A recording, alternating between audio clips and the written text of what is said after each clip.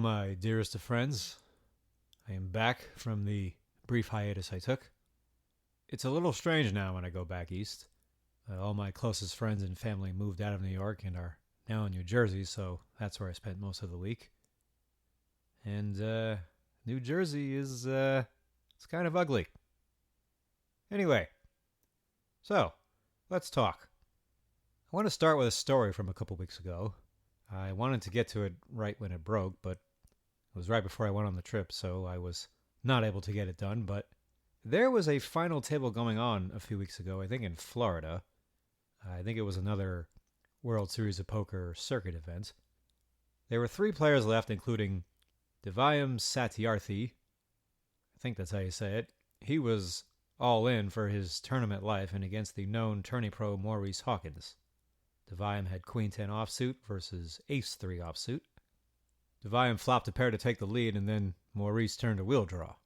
Now, this turn card was also a 3rd club, and Devayam had the Queen of clubs. But Maurice was excited about the new outs he now had and started exclaiming, "Out it, out it." And he did so before and after rivering his wheel. But the river was also a 4th club, and Devayam now had a flush. But in a matter of probably not even 3 seconds, the dealer turned over Devayam's hand, killed it, and he went out in 3rd place, which paid over $64,000. Second place was over $94,000, which went to Dan Chalafor. And first place, which Maurice ended up taking, paid almost $141,000. So Devayam's winning hand was tabled. Everyone was there to see it, including the cameraman covering the event. Yet he was still eliminated instead of doubling up. And after the dealer had turned his cards over, Devayam even told the table and the dealer, "Oh, my bad, I thought I'd won." So, how did this happen? Who was at fault? And what should be done? Well, for starters, how does anything happen? I don't know. Stuff happens, people. Human beings fuck up sometimes. They have the most peculiar brain cramps at the most peculiar times and then fuck up so significantly that they can't even believe it afterward. Just completely baffled by their own loss of presence. How many times has that happened to you? I hope not as often as it's happened to me. A few years ago, I was playing at the Bellagio, and I doubled up in a pot, and afterwards I realized I was $50 short. I had $550 when I should have had $600. And to make a long story short, they checked the tapes, and I got my $50. But when I was telling the story to a guy, I liked what he said. He said, "It's the dealer's job, but it's your responsibility." And it's true. But this tournament dealer, I don't know why or even how he made this mistake, because first of all, as you're dealing out the community cards, whether it's an all-in or not, the dealer should be paying attention to what cards are coming out and should be looking for whoever's left in the hand to show up with the nutted cards for that particular situation. So if a board is like 6, 7, 8, ace, king with no suits on it, and 2 guys are going at it on the river, he should be keeping his eyes open for hands like 5-4, 10-9, sets of course always, all the above. And on this all-in, the dealer should be aware that neither player was suited, so it'll take a 4th flush for either guy to make one. And so once the 3rd club hits on the turn, he should keep an eye out for a 4th club on the river, and if it comes, then he needs to see if either player has one. Now this is not complicated stuff here, and most often I think it would just happen second-naturedly anyway. Now look, I recognize that everyone was probably pretty tired by this point, but come on, this is an all-in! Can you guys snap out of it for a couple seconds? We're at a pretty critical fucking juncture right now. Would it kill you to pay attention? These players are talking about fatigue and they're acting like they're dead. You guys aren't fucking Navy SEALs doing Hell Week for 5 straight days or 7 straight days or whatever the fuck they do in cold water. Give me a fucking break. You know, sometimes if you're working out, let's say you're lifting weights, you're about to start your final set, your muscles are worn out by this point, but when you start the last set, you reach for something extra those first couple reps, and this time, now they're a little easier, because now you're reaching into your reserves and are airing out the tank. And you always find out that you have more in there than you had thought. And what I'm saying now is, maybe you can compare paying attention to this all-in situation as something similar. Like, okay, you're tired, but you guys have been fully engaged for hours. Now is not the time to fall asleep at the wheel. I've read that Deviam might have been a little timid or nervous to say anything, and if that's true, I mean, what? You guys are playing for fucking mass piles of money here. You're bluffing big all day, value betting thin, making huge folds, huge hero calls, picking what size to use. You have the balls to do all of those things, but if God forbid, now you want the dealer to just double check this hand that you're, by the way, about to be knocked out on by just turning his cards back over, or maybe even have the cameras do it if they insist that be necessary, but now you're afraid? Literally, everything is on the line here, and you're not sure, so for God's sake, say something! Your money and time is just as important as everyone else's, and needing something to be double-checked in this scenario hardly takes any time anyway. Don't just walk away thinking, oh, gosh darn it, thought maybe I had that flush, but guess I didn't. Now, as far as Maurice and Dan go, should they have said something? No, absolutely not. If either of them wants to, or if it just rolls off their tongue without even thinking about it, then so be it. That's their choice or just natural way of being or whatever. But you can't ever ask or expect another player to help his opponent. I don't care what the situation is. That's like asking a baseball player to tell the umpire, hey, Blue, that pitch was a strike. You missed it, so I'm just going to walk back to the dugout instead of taking ball 4 for the walk. Now, there have been other questions thrown around, speculating, did Hawkins try to fool the dealer into thinking he'd won on the river? And after watching the video a few times, I don't think he was doing that. I mean, if he was, that's extremely tacky and just not going to be good for you in the long run. Because if this is what you're thinking about, being ready to try for and try and get an edge on somebody, then you're giving up all the other things you could be thinking about instead. Because have you ever come across a consistent, lifelong crusher who plays every angle imaginable and is as dirty as it gets? No. It's always guys who are either scraping by or just some fish looking to catch the occasional high of getting over on somebody, even if it's just for a tiny pittance. Now, I know that Maurice Hawkins also has a less than stellar reputation. The courts have ordered him to pay tons of money he owed to backers, to which he defended by saying he has a family to support when he was openly criticized for it. And while none of that's any good, yeah, I don't see what any of that has to do with this situation. This was about a dealer doing his job very carelessly at one of the most pivotal points in the tournament, and a player who wasn't even aware of what his own cards were. And if Deviam didn't know what his hand was, why should we assume that either Maurice or Dan knew?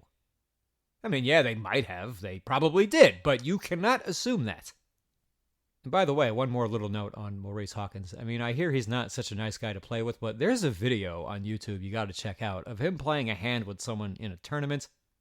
And I think the board was like ace, queen, something. I don't know. That only matters so much, but Maurice's opponent had the best hand, I think, with either queen 10 or queen jack, something like that.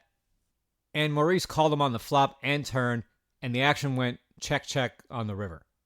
And as the winner was taking the pot off of Maurice, he says to his neighbor, somewhat loudly, "You ever see a man get that much value with second pair?" And Maurice went nuts on him relentlessly, and I didn't blame him for 1 second for doing that because I probably would have done the same thing.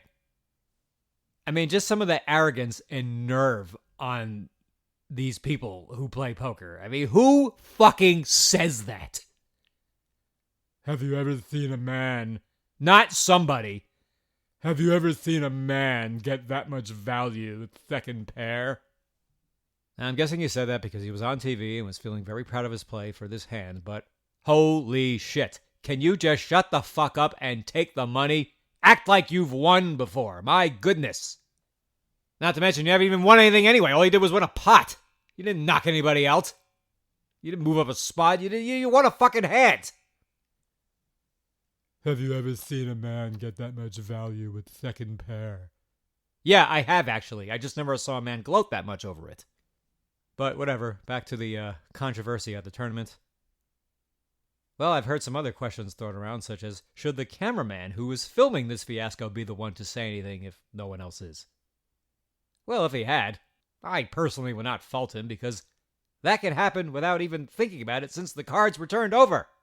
That's not him trying to influence the action. It's just a natural reaction to seeing something that is completely obvious. That said, it's not his job to say anything, so you can't point the finger at the cameraman for any of this, because if he didn't notice either, then so what? He didn't do anything wrong. His job is to film the event, not alert anyone if the wrong hand is being awarded the pot. But let's just suppose the cameraman did say something, and then Maurice or Dan said, hey, shut the fuck up and stay out of this. I can totally understand that point of view as well. If you want to specifically say, no, the cameraman did the right thing by choosing to stay silent, I get it. Because you're just the cameraman. You have no business having involvement with anything, not even the most basic things that are blatantly getting fucked up and tainting this event. If that's what happens, then that's what's meant to be for this tournament, and you're just the video man capturing it. But look, whatever way you want to look at this, it's just very shitty that this happens. It makes for good content, but I don't want to see this happen. Who the hell wants to see this? And the ruling as to how to proceed once they realize the fuck up was made, I mean, it's what I figured it would be, and it makes sense. I mean, once you start playing the next hand, you cannot go back in time and redo any of this. It's the same thing in baseball. If you want to appeal a play, suppose if you think someone running the bases failed to touch one of the bases, you have to do that before the next pitch is thrown, otherwise it's too late. So, ho-hum. Just another tale of ultra idiocy at the poker table. What else is new? But this whole situation actually reminded me of other situations where players are being careless about their cards, and I'm mostly talking about when your neighbor, or maybe even a player who isn't sitting directly next to you, because I've seen that also, fails to protect their hands and enables you to see either or both of their cards. Or maybe even just part of one of their cards, like a color, and because that can be critical info too. But the question becomes, what should you do in that situation, if anything? Well, I don't think there's a right and a wrong. I mean, I think you should do whatever you want to do. I've heard people say they'll tell their opponent, hey, I saw your cards, protect your hand. I've heard people say they will give them one warning, and if they do it again, then it's on them. And I've heard people say what I do, and that is nothing. I'm not telling you even one time. If you fail to protect your hand, I'm going to try to exploit it.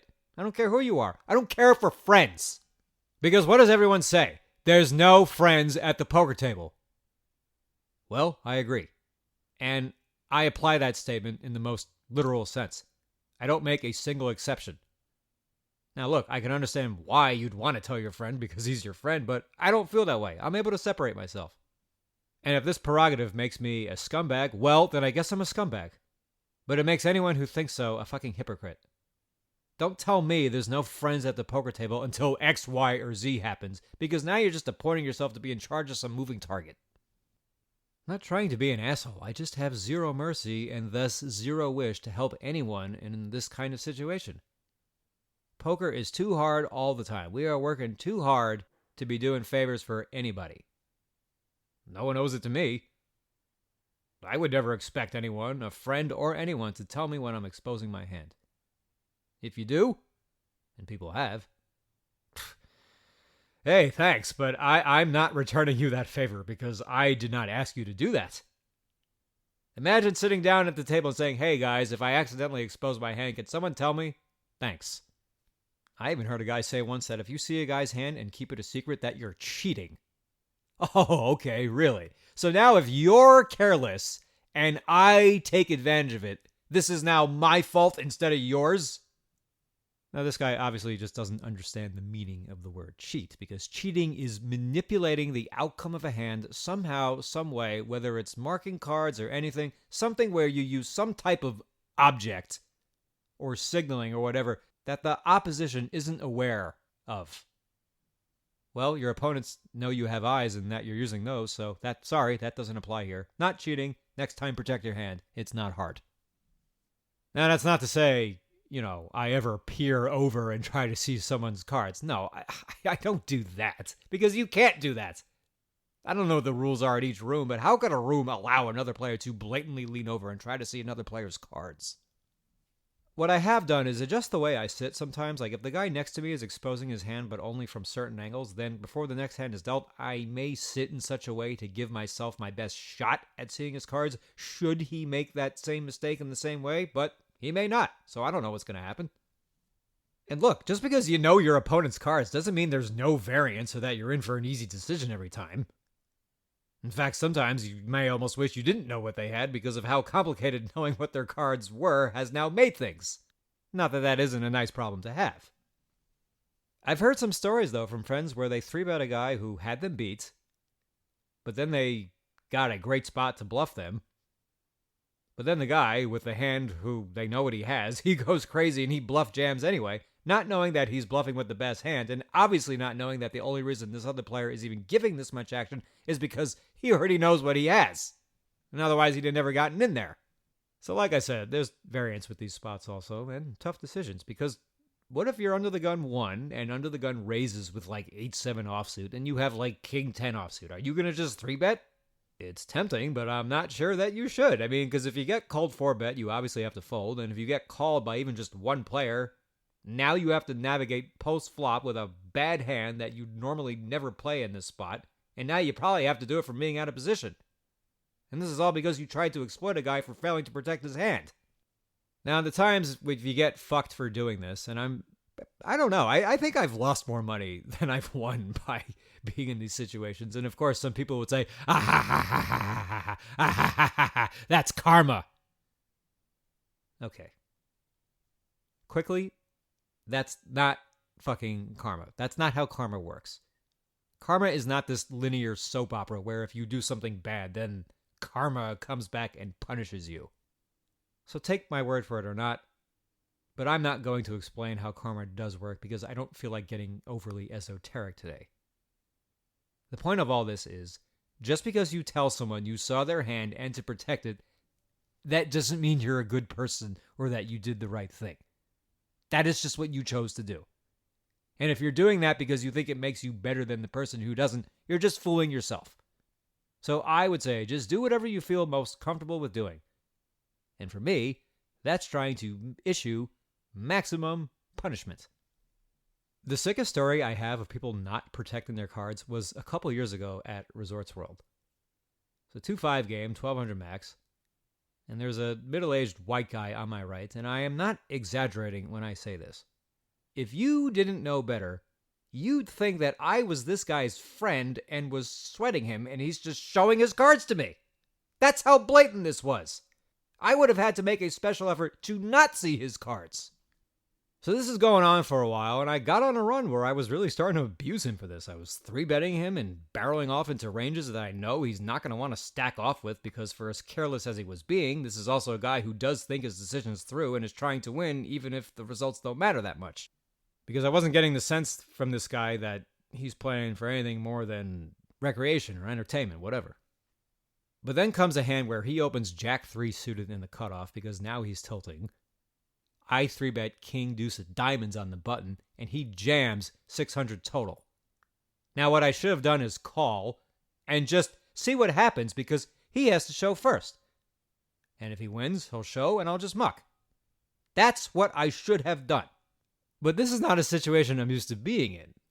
Every other spot, we're just 3-bet pots and playing post-flop where I didn't have to show my hand, but now I just called a huge 4-bet jam with King Deuce suited, and I know this is going to look very odd. But I forgot 2 very critical things. 1, I don't have to show my hand first, and 2, I haven't won yet! But before I called his all in, first I kind of scoffed and laughed and said, look man, you have to do a better job of protecting your hand. I know what you have. You have the Jack 3 of clubs, so I call. And the flop comes Ace Deuce 4, 2 diamonds, no clubs. And he has Jack 3 of clubs. I have him in horrible shape. The turn was nothing, and the river was an offsuit 5 for his wheel, so now he wins this $1,200 pot. Ugh, karma's a bitch. But because I'd already announced what had been happening, I showed my hand and said to him, you have been consistently showing me both of your cards. So now the table knows this has been going on and how I hadn't been saying anything about it. But then this other guy from the other side of the table, who very well might actually be someone who I do hate more than Squeaky. It's really close, actually, because this guy, there's no bigger piece of shit to ever play poker. It's like impossible. Squeaky at least has kind of a sense of humor sometimes, but not this guy. Now, he's got to be in his 50s by now. He's Asian with salt and pepper hair. And you know something? He actually has a high-pitched voice too, so I'll just call him Old Squeaky. Now, Old Squeaky is someone who thinks way too much of himself. He's a recreational fish who gets high and mighty whenever he wins and taunts players endlessly when he beats them, whether he got it all in with the best hand or not. And also, like Squeaky, whenever I'm in the game, his win rate is at minimum $75,000 an hour. It's unfucking believable. The guy is such a sputard, but even if he gets stuck, he just comes roaring back every single time. I never get to see him lose. But anyway, after I made this announcement, this prick calls me shady in front of the whole table, suggesting that what I've been doing is unethical, almost like I was cheating, which I just explained has nothing to do with what goes on when a player fails to protect their cards. So I said some shit back to him. I wish I could remember what.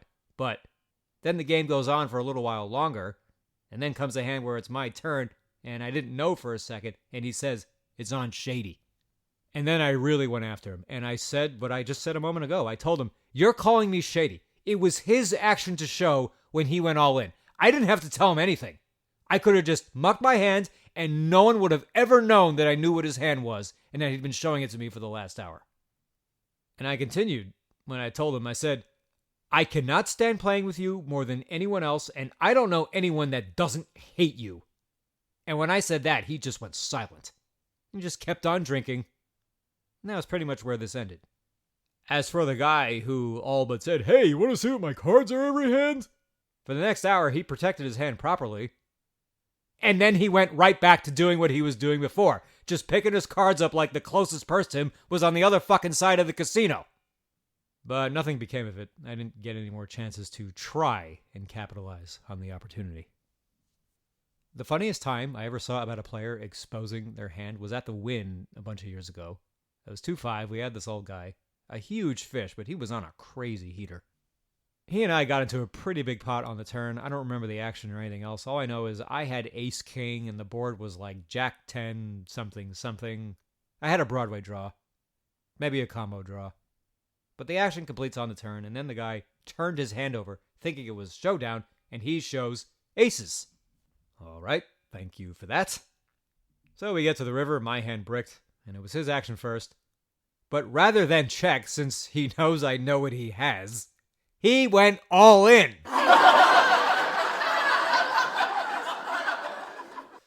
And it was for like $1,500. I mean, you talk about a short-circuited meltdown. I am going to make the correct decision 100% of the time. I looked back at my hand and the board like 3 times before folding. And then I just said, okay, you win.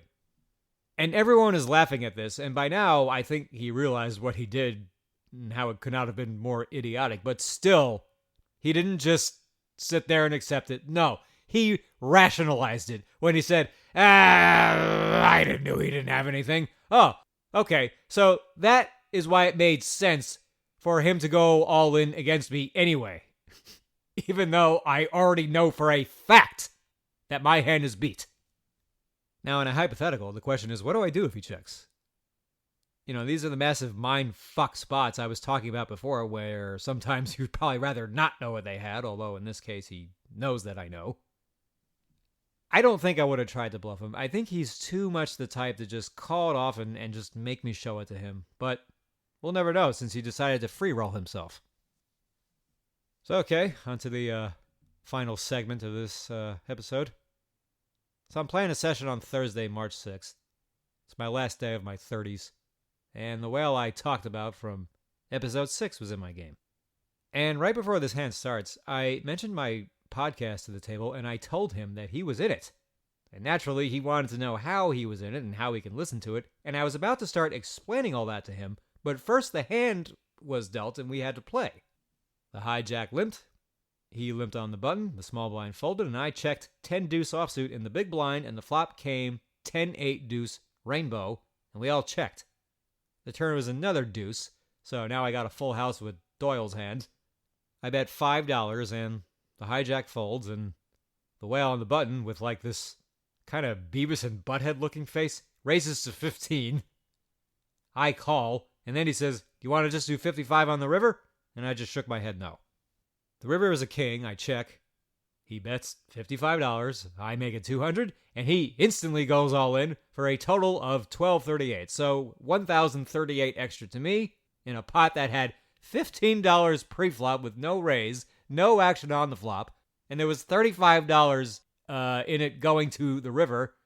He offered me a deal of $55. I said no, and now suddenly he has 3-bet jam the river against my check raise, going all in for almost 2.5 times the pot. Now, before I even get into anything else, I think this hand is just a fold.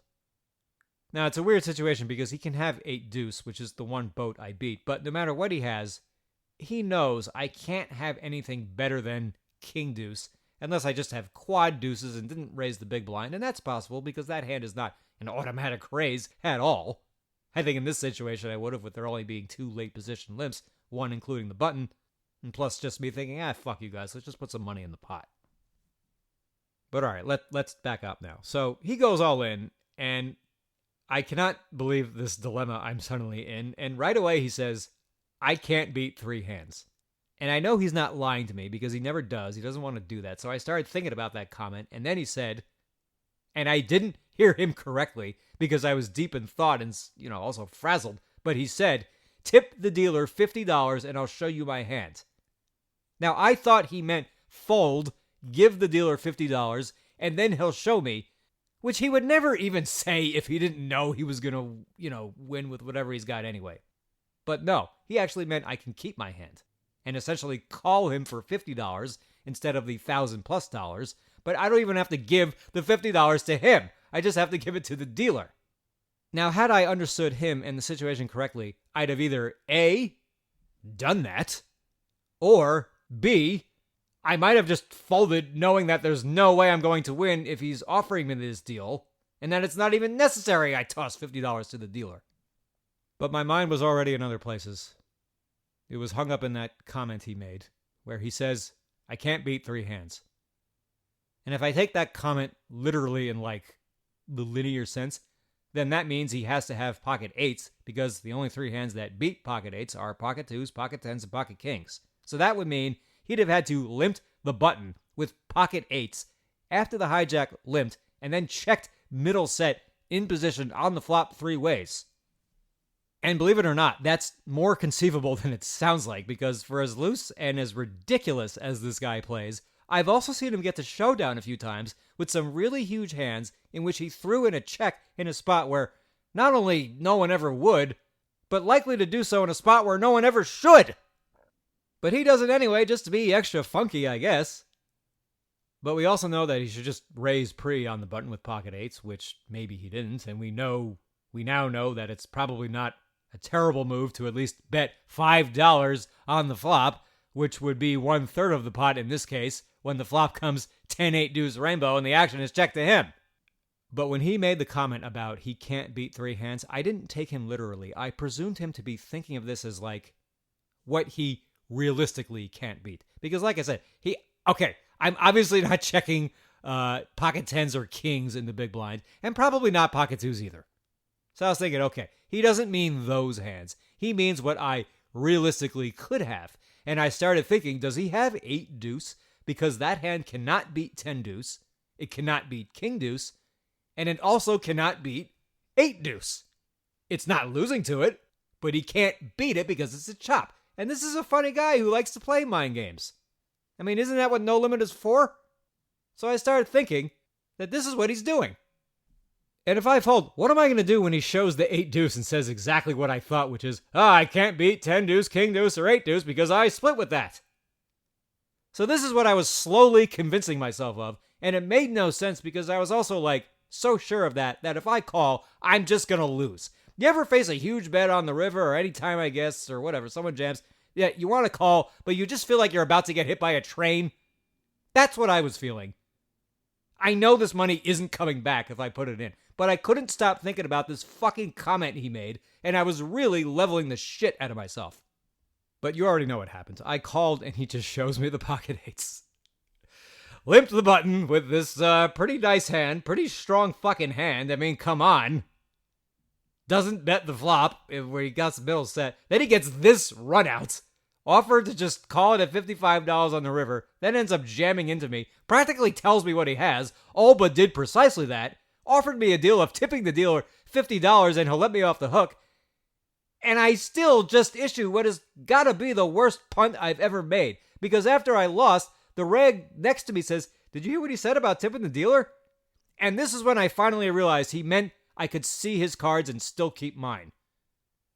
I really didn't think that's what he meant at the time because, yeah, he's nice, but I didn't think he would be that nice. But he was. And this whole situation just got me so out of whack that I suffered from a most deafeningly bad brain cramp. I mean, it's unbelievable what I just did here. He told me he loses to 3 hands, and he wasn't fucking with me. He meant it in the literal sense, and he even said, too, that I know I have you beat. And he said this to me with as much certainty as he's ever felt about anything. I have the easiest fold in the world, and not only did I not do it, I misunderstood the deal he offered of $50 and ignored my instinct of getting hit by a train and instead gift-wrapped over $1,000 to this guy, and for no fucking reason other than giving him way too much credit for playing a mind game in a certain spot when he was all but begging me to figure out that he wasn't. And after that hand, I wanted to cry. I was so sick with myself. But I just kept my mouth shut. And then a couple minutes later, I said, so here's how you access the podcast. He starts listening to the episode about him, and he's cracking up the whole time. The whole time. He loved it. Now he wants to have dinner with me. And he said that I could not have described him any more perfectly. And sure, that felt nice, but what happened in this hand? It's inexplicable. I don't make mistakes like this. Ever. At least not at 2-5. And all the way on the drive home, and when I got home, on the eve of my 40th birthday, I started thinking, what the hell could have ever even possibly led me to have such a colossal fuck-up, because it made no sense for me to do that. And after thinking for a little while, it suddenly hit me. I think I got it. I don't really want to be at 2-5 all the time anymore. I mean, I know I've said a bunch of times how I've been burnt out on high limit and don't have the mojo for it anymore, and all of that has been true. But I've also said that I've missed it and have been wanting the interest for it to come back, but that you can't make that happen. You know, just like when you want to fuck your girlfriend, but she's just not checked in and she can't make herself check in. So I compare my feeling towards 5-10 to 1-3. I don't want to play 1-3. I don't care. I don't have visions of playing it. I may play it for a half hour here and there when I'm waiting for 2-5, but that's it. That's where my interest ends. And that is not how I feel about 5-10, ever. When it comes to playing higher, for a few years now, I've envisioned myself being a 5-10 reg at the Bellagio someday. I didn't know when that would happen, if ever. But the Bellagio is still my favorite room, and it always has been. It's not the best run room or even close to it, but it's where I enjoy being the most. And it's been bugging at me just a little bit these last few years, but it's always there. And then I realized, I think I manifested this epic blunder because if I didn't do it, then nothing would have provided me with the necessary kick in the ass to just say, okay, fuck it, let's play higher again. This type of spot is what it took just to get me thinking about it, this type of mistake. And after going away for a week, yeah, I think I want to do it. So my next session will be at the Bellagio at 5-10, and the plan is to make that my regular game. Now, that's not to say I'll never play the Win 2-5 or any 2-5 ever again. No, I mean, because when I played higher all the time, I still averaged about 120 hours a year at 2-5, so I know I'll be in it. How often is something I'll figure out as I go along, but the important thing is, just like that, the desire to play higher returns. Me and a friend talked once, and we asked each other, would you rather be the last man on the bench in the NBA or the superstar in Lithuania? Now, my first 7+ years in Vegas, I'd have told you the last man on the bench in the NBA without hesitation. But since that time, I'd probably mostly go with Lithuania. I've really been just as hungry playing 2-5 these last few years. It's just in a different way because I've been wanting to be the 2-5 GOAT these last few years. But now I'd rather be the last man on the bench in the NBA again. I don't think that's what I ever was comparatively when I did play higher, nor do I think that's what I'll be now, but that's not the point. The point is the analogy and deciding what level you'd rather be competing in. Now, by moving up, I know what I'm taking on. Like, the variance is much higher, decisions are not as clear, blah, blah, blah. I wasn't born yesterday, but it'll be more rewarding because my focus will be different. It'll be more intense and more of a lot of things. And here's what else. And this is the most important part. If I decide after a few weeks that I'm not interested and go right back to making 2-5 my mainstay again, then fine. There's nothing wrong with that. But this time I'll have peace of mind about it. I won't have 5-10 lingering somewhere in the back of my head. I've been okay enough with leaving the bigger games behind these last bunch of years, but it's always bothered me just a little bit that I wasn't still in it. Because it's not like I don't know I can still do it. But if my interest is even slightly compromised, then I'm not going to be myself, and when that's the case, there's no point, and that's what's been going on the last few years. But a big decision has been made. I suppose it would have been nice if I could have reached this conclusion without having to make a massive punt first, but all right. This is the way I unconsciously insisted the cookie crumble. It put my mind at a lot of ease when I put all this together. Realizing that I somehow led myself to a fuck-up like this because that and nothing else could have ever gotten me so bent out of shape and emotional to where I'm suddenly saying, oh, to hell with this 2-5 shit, let me just start playing higher again. Because if not for that, I'd have just kept it on cruise control, so to speak. And that's great too, but you know something? I like things in life turned up. You feel me? The bigger the stakes are, on or off the table, the harder they are, the more satisfying it is when you succeed. In these last couple of years as well, every so often someone asks me, do I ever play 5-10 or how come I don't play 5-10? So okay, that's what's coming next. I suppose I might play a little bit of 10-20 as well, but I doubt it. Maybe only if I know there's a really special whale there, but it's just going to be 5-10. And I'm not worried about there being plenty more stories of people being morons. I mean, the 2-5 player pool is the most insufferable to put up with, but the Bellagio is kind of a mecca for poker assholes. And plus, you can always count on some 2-5 players showing up wanting to see if they can handle playing higher. A lot of people may perceive me that way as well, but it's not important they know that I do have plenty of experience at these limits that were just from a long time ago. But alright, that'll do for this week. So the next show where I do get to some hand histories, it'll be at the $2,500 max 5-10 game at the Bellagio. All right. We'll see you next time.